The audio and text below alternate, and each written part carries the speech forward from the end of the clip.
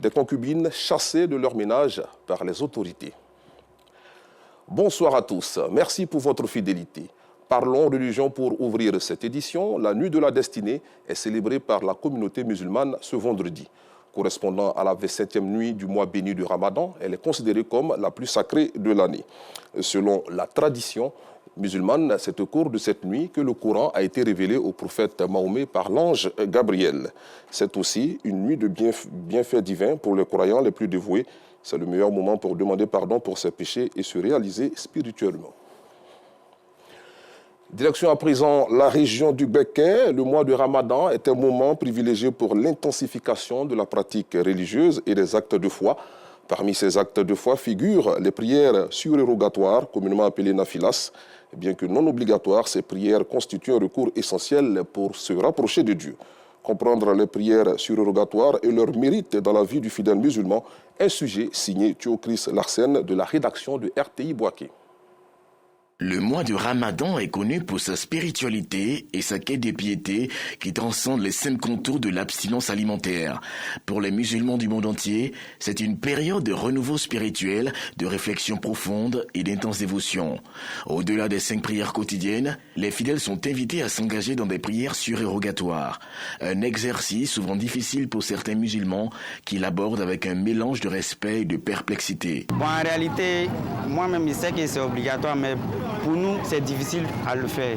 Quand d'autres embrassent pleinement ces prières avec zèle et dévotion. La prière surrogatoire est venue en islam par le prophète lui-même. Après la prière d'Isha, lui-même, il se mettait là pour faire des rakats, pour dire merci à son Dieu. En tout cas, moi, je fais cette prière à chaque fois. Donc, j'encourage les jeunes de faire ça.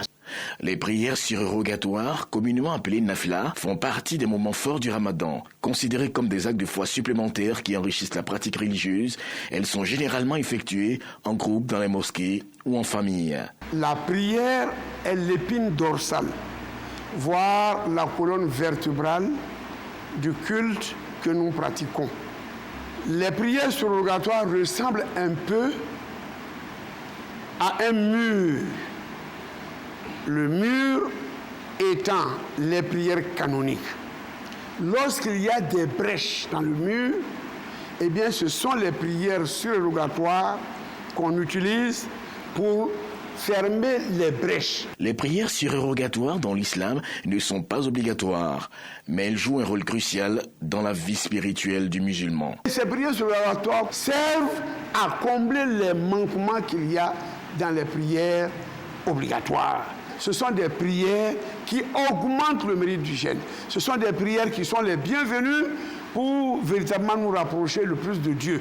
Les prières surérogatoires prennent une dimension particulière autour de la dernière décade du Ramadan, qui est marquée par une intensification de la pratique religieuse. Recherchez cette nuit qui vaut 1000 mois d'adoration dans les jours impairs, notamment la 21e, la 23e, la 25e, la 27e, la 29e. C'est au cours de la nuit de l'Aïd al-Qadr, selon la tradition islamique, que le Coran a été révélé au prophète Mahomet.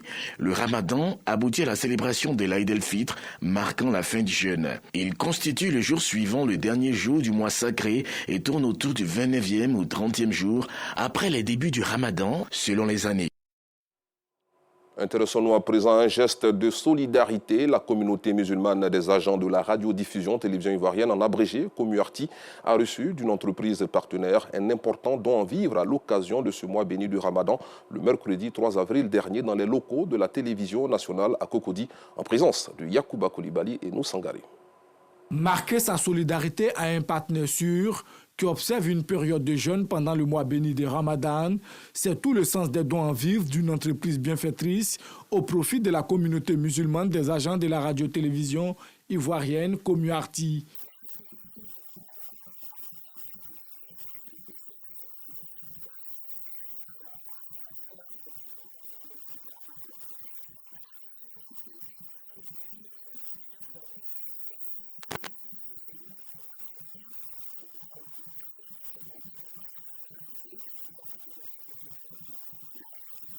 Après réception des dons, Pagasoro Kone de Madongui, président de la Commuarti, est reconnaissant.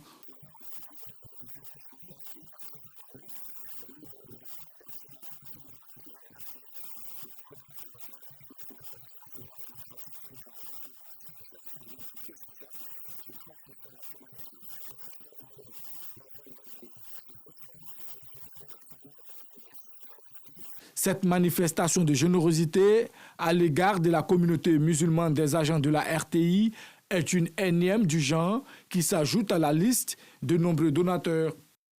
Toujours à propos de solidarité, intéressons-nous à présent à ce don aux couches vulnérables avec Fedanayo et Clément Boko. Le groupe invocateur d'Allah, Jina, sous la direction de l'imam Abdoulaye Doumbia, a procédé à une cérémonie de don destinée aux veuves, aux orphelins et aux personnes démunies de la communauté musulmane d'Abobo. Cette initiative, selon les organisateurs, s'inscrit dans le cadre des prescriptions divines.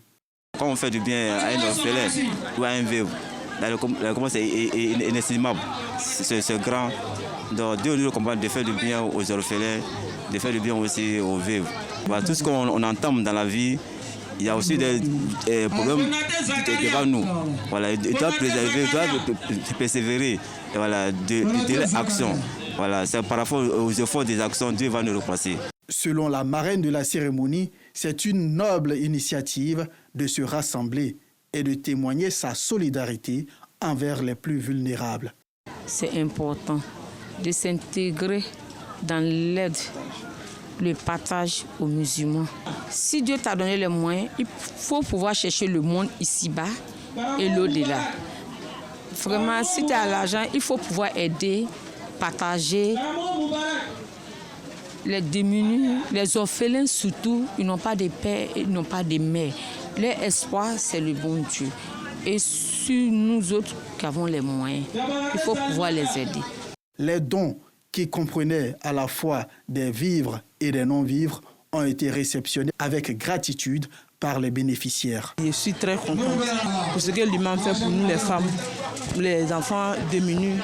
Ça nous fait beaucoup plaisir que Allah le récompense au centuple, qu'Allah le récompense tous les musulmans qui ont mis les dons dessus.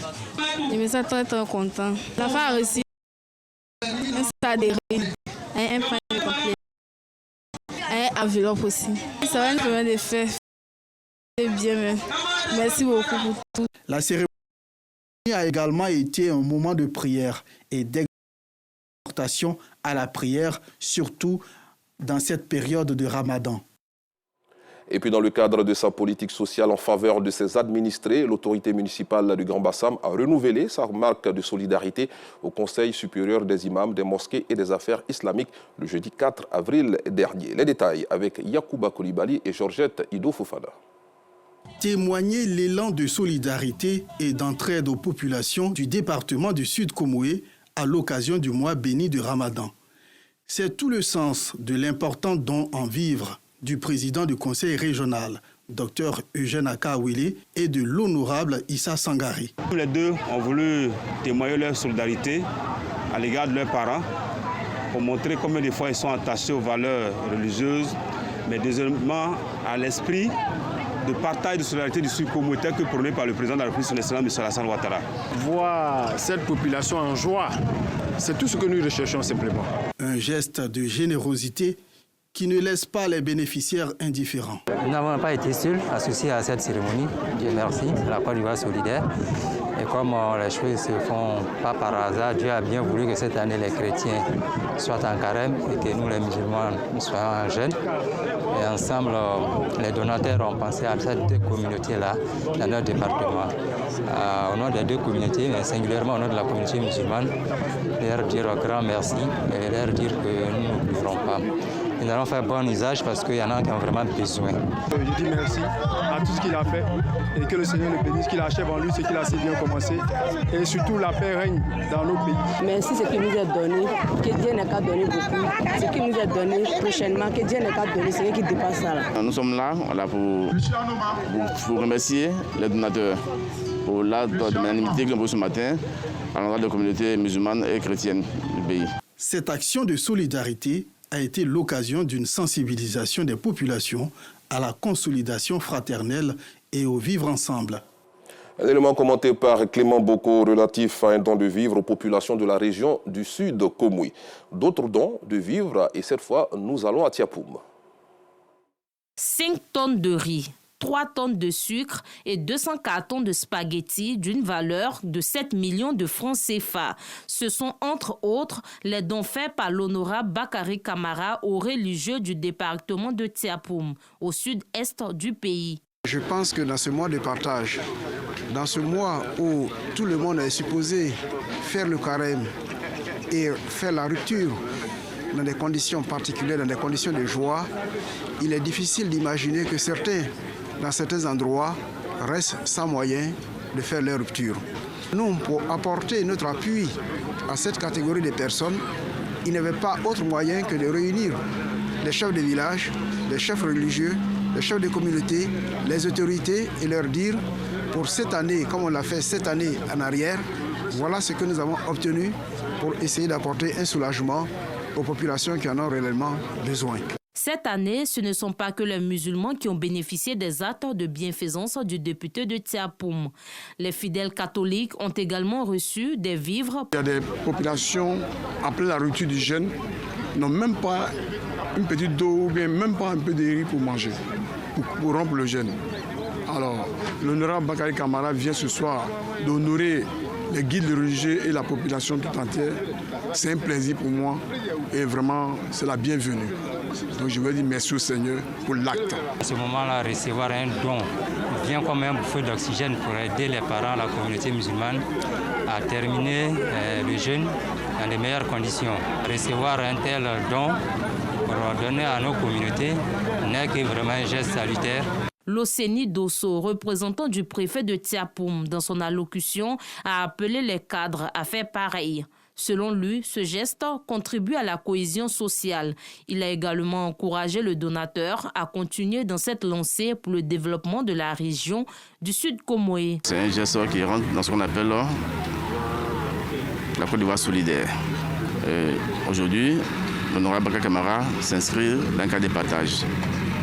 C'est pour ça que nous sommes là pour le féliciter, pour l'encourager.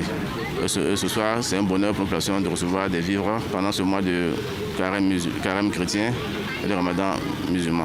La rencontre s'est achevée au domicile de l'honorable Bakary Camara par une rupture collective en présence des chefs des 17 villages du département de Tiapoum, des communautés musulmanes et chrétiennes. Restons dans la région du Sud Comoé, précisément à Grand Bassam, où la mairie appuie le COSIM. Retrouvons Georgette Ido Fofana. Promouvoir la solidarité fraternelle pendant ce mois béni de Ramadan à travers d'importants dons en vivres au Conseil supérieur des imams, des mosquées et des affaires islamiques COSIM dans la région du Sud Comoé, c'est l'objectif visé par Jean-Louis Moulot, maire de Grand Bassam, qui entend maintenir la flamme de la coexistence harmonieuse dans sa commune. Le Conseil municipal et le COSIM dans la région du Sud Comoé sont deux institutions qui travaillent en bonne intelligence pour l'atteinte d'un objectif commun, celui du bien-être de nos populations, celui du développement également. La paix étant préalable du développement, nous nous appuyons beaucoup sur le COSIM pour maintenir ce climat de paix et de cohésion dans la ville de Grand Bassam. Il est donc de tradition à Grand Bassam que l'institution municipale vienne chaque année apporter sa solidarité à la communauté musulmane pendant ce mois sacré du Ramadan. Une action de générosité qui ne laisse pas Imam Moussa Dramé, président du COSIM du Sud Comoé, indifférent. La reconnaissance d'un seul Dieu est une valeur universelle. C'est ce message que Jean-Louis Moulot a compris. Non seulement il collabore avec les autres confessions religieuses, mais aujourd'hui, il a associé les musulmans, pas seulement les imams, les associations islamiques autour d'une table pour partager un repas, une manière de montrer à la Côte d'Ivoire l'esprit du partage. Nous sommes très ravis et nous disons merci à ce premier responsable de notre cité.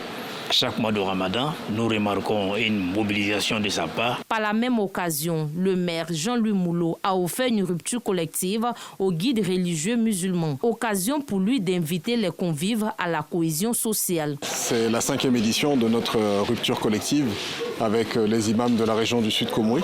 Nous avons démontré la cohésion qui est une réalité à Bassam, le vivre ensemble tel que prôné par son Excellence Monsieur le Président de la République. Et l'imam Dramé et moi-même, avec l'ensemble des membres de nos institutions respectives, nous nous engageons à consolider cette paix, cette cohésion et cette fraternité que nous avons vécue à l'occasion de la Coupe d'Afrique des Nations. Chaque année, à l'occasion du mois béni de Ramadan, la mairie de Grand Bassam manifeste son soutien matériel et financier aux imams de la localité. Le maire de Grand Bassam qui a donc renouvelé sa marque de solidarité au COSIM à travers cette action. Autre sujet à présent, c'est en 1975 que Peussegui a manifesté le désir d'avoir du courant électrique. Ce village de la sous-préfecture de Podiagouiné, dans le département de Mans, région du Tompi, vient de voir son vœu se réaliser. Les 7000 âmes y vivant peuvent savourer les bienfaits de l'électricité. Le reportage de Gervais Kouassi du bureau régional de RTI Mans est commenté par Anissette Conan-Blessing. 50 ans, oui, 50 ans que Peussegui attend d'avoir du courant électrique. Le rêve de ce village vient donc de se réaliser. Sur instruction du chef de l'État, Peussegui a été connecté au réseau électrique national et ce à la grande joie des populations qui pourront à présent goûter aux délices de l'électricité. Avant, à partir de 20h déjà, on dort dans les maisons à cause du manque de lumière.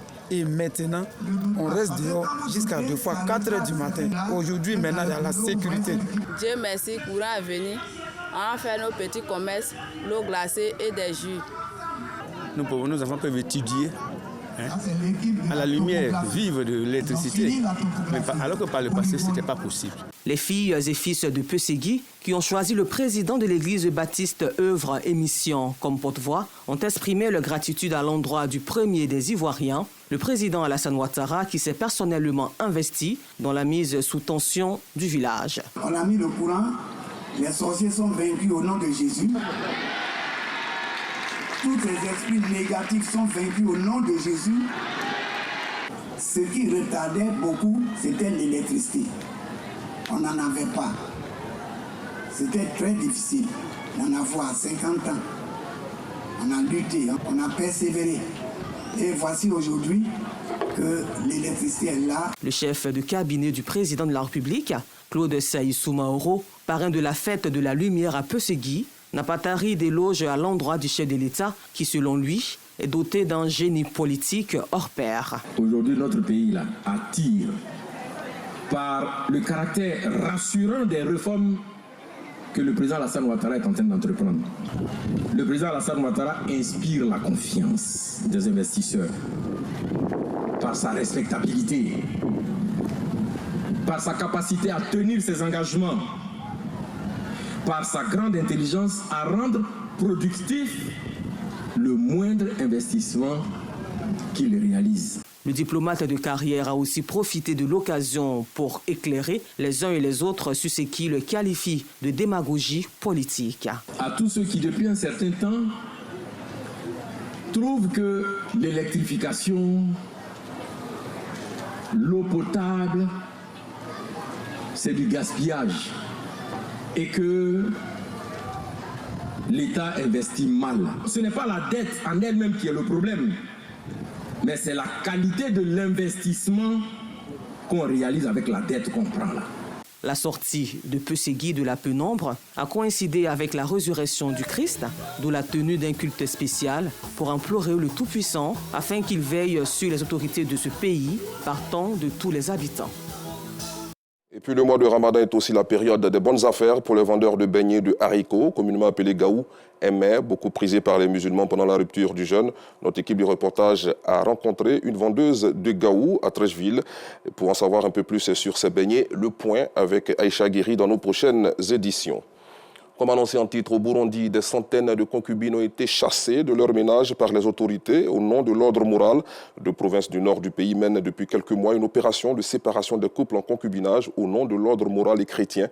Le couple présidentiel actuel, catholique et pratiquant, a appelé à plusieurs reprises à mettre fin au concubinage, un péché qui empêcherait, selon lui, le Burundi de se développer. Hors du continent, pour terminer, aux États-Unis, il existe plus de 2500 centres de grossesse en détresse sur tout le territoire, soit 3 fois plus que le nombre de cliniques qui procurent des interruptions volontaires de grossesse. Ces fausses cliniques font tout pour empêcher les personnes enceintes d'avoir recours à un avortement. Un film documentaire raconte leur histoire et leur essor. Il a même reçu le prix du jury d'un festival en mars dernier. Merci d'avoir suivi cette édition. Bon début de week-end sur RTI2.